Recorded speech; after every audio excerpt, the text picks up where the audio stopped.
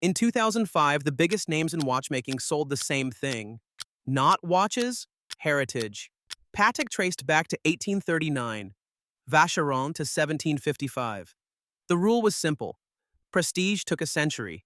Then a brand the room had ignored for 25 years broke it in one afternoon, with a watch made of gold and rubber. So this is the story of Hublot. 7 rungs of a brand the experts refuse to respect and the market refuses to ignore. And yes, I know, half of you typed Hublot isn't a real watchmaker before the video loaded. Hold that thought. It's more complicated than the meme. By the end, you'll see what Hublot actually built, and why the experts still can't agree whether to take it seriously. Level 1 is the classic fusion. $6,500 gets you in. Slim case, the porthole silhouette, the 6 H-shaped screws on the bezel. It looks like a Hublot. It says Hublot on the dial, and that is most of what you are buying. Because under that dial, the entry classic fusion runs on a Solida base movement, an outside supplier's caliber that dozens of brands use. Hublot finishes it and cases it beautifully. But the watchmaking isn't theirs. This is the gateway tier, engineered to feel like access. You put it on, you catch yourself in the mirror. For a second, you're in the club. That second is what 6 grand actually buys. The watch is just along for the ride. The thing Hublot is genuinely good at starts one rung up. Level 2 is the Big Bang. The watch that built everything you've ever seen wearing the Hublot name. When it launched in 2005, it won the design prize at the Geneva Watchmaking Grand Prix. The industry's own jury handing an award to the watch purists would spend the next 20 years sneering at. 5 years later, Hublot put its own movement inside the line, the in-house Unico chronograph, designed and built start to finish in its own workshops. That version runs around $22,000, and it's where Hublot's real watchmaking begins. But the Big Bang's actual engine was never the movement. It was the marketing. Hublot put it on Manchester United, on Bayern, on the Lakers, on Ferrari, on Formula One, on the World Cup. They didn't advertise to watch collectors. They advertised to everyone who watches sports, which is everyone. By the time a collector got around to dismissing the Big Bang, half the sports-watching world had already decided it was the watch modern money wore. You don't win that argument with a movement. Level 3 is where Hublot stops borrowing and starts inventing. The materials tier, king gold, colored ceramics, and the one nobody else on earth can make, magic gold. 30 to 45,000. Magic gold is real 18-karat gold fused with ceramic at the molecular level, and it is the only gold in the world you cannot scratch. Hublot patented it. Rolex can't make it. Patek can't make it. Hublot can, which solves a problem nobody actually had, and yet here we are and it's genuinely brilliant. This is the part even the critics go quiet on. Whatever you think of the design, Hublot's materials lab is doing things the heritage houses simply aren't. At this tier, you're not buying a watch so much as a chemistry flex you wear on your wrist. The buyer here already owns the Big Bang. This is the second one, the one that proves the first wasn't an accident. Level 4 is complications. 70 to 130,000, and now Hublot is playing the heritage house's own game. Tourbillons, skeletonized movements, the King power line that went a full 48 millimeters of mechanical theater. A tourbillon is a tiny rotating cage that fights gravity's pull on the balance wheel. It was invented in 1801, and for 2 centuries it was the calling card of exactly the brands that looked down on Hublot. So Hublot built its own. Visible, oversized, lit like a stage. At this tier, you've stopped caring whether the watch world approves. You've got 3 Hublots already, and you want the one that does something, the one where you turn it over and watch the cage spin. This is the last rung before the climb changes completely. Because everything so far has been Hublot building a case that it belongs. What comes next is where you find out the case was never the point. You've been climbing what looks like a watchmaking ladder. If you thought each level was Hublot earning its prestige with better watchmaking, you've got it backwards. The movements were never what bought Hublot its place. One man was. Jean-Claude took over in 2004 with a philosophy he repeated like scripture. Be first, be different, be unique. Not be best, not be oldest. First, different, unique. He'd already done it at Omega, putting watches on Bond and on Schumacher before anyone called it influencer marketing. At Hublot, he did it bigger. And the proof of what Hublot actually sells isn't anywhere on the ladder you've been climbing. It's a big bang covered in over 1,200 diamonds and priced at $5 million. Rate that again? 5 million. Beyoncé bought it for Jay-Z's 43rd birthday.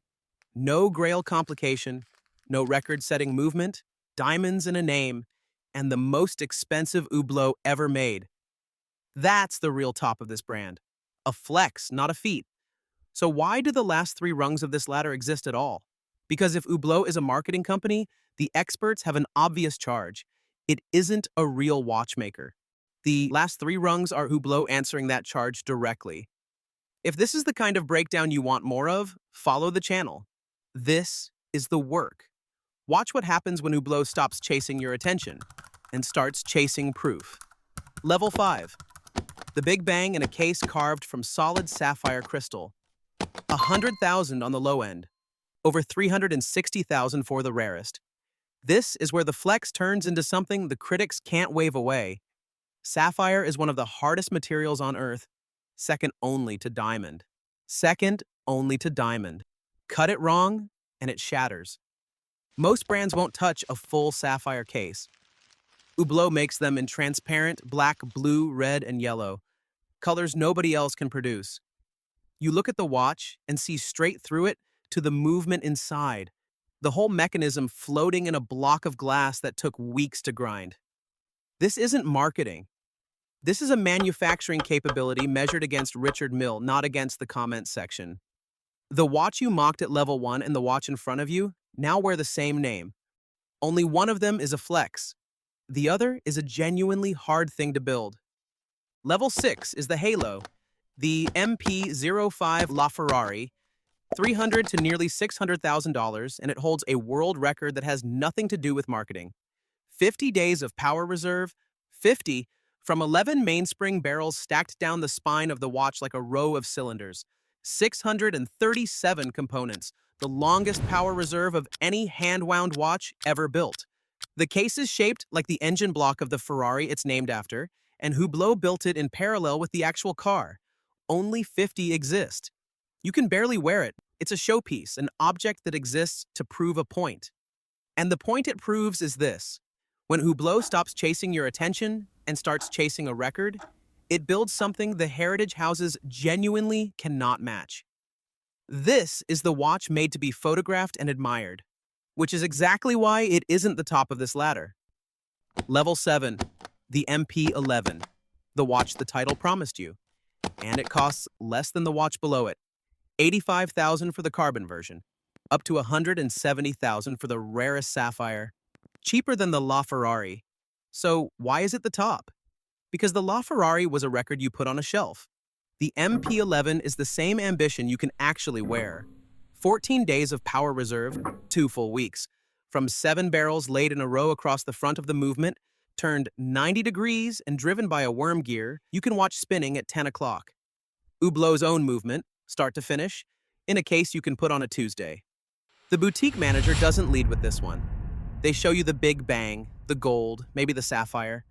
And only when you ask the right question about the movement do they reach under the desk, set the MP-11 down with the barrels facing up, and let you turn it over yourself. That moment is the whole climb. For the people who actually understand what Hublot can do, this, not the diamonds, not the record, is the watch. The brand they said couldn't make a serious watch put its most serious watch at a price most of them never bothered to check. That's not an accident. That's Hublot answering the charge, quietly, in the part of the catalog the experts never bothered to open.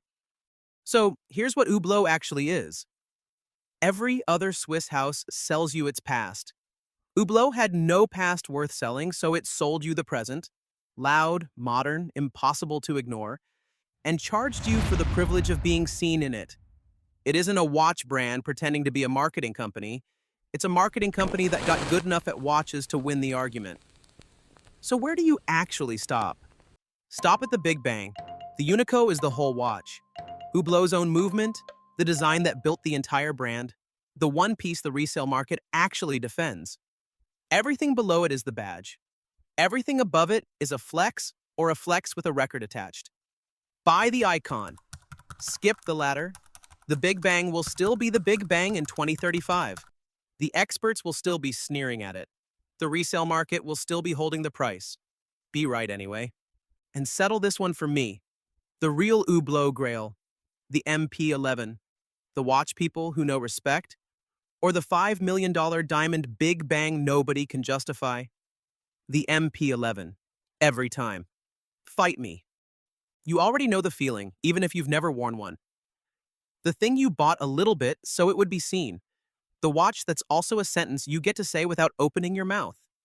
Hublot just charged $6,000 and up for the privilege of saying it the loudest. Go back to that room in 2005. Patek with 1839 on its side. Vacheron with 1755. Every house in Switzerland certain that prestige was a thing you inherited, never a thing you bought. 2 decades later, the watch on the wrist of the person who doesn't need anyone's approval is just as likely to be the one made of rubber and gold. 1839, 1755, 2005. One of those dates didn't need a head start. Subscribe if you want to understand how the rest of these systems actually work.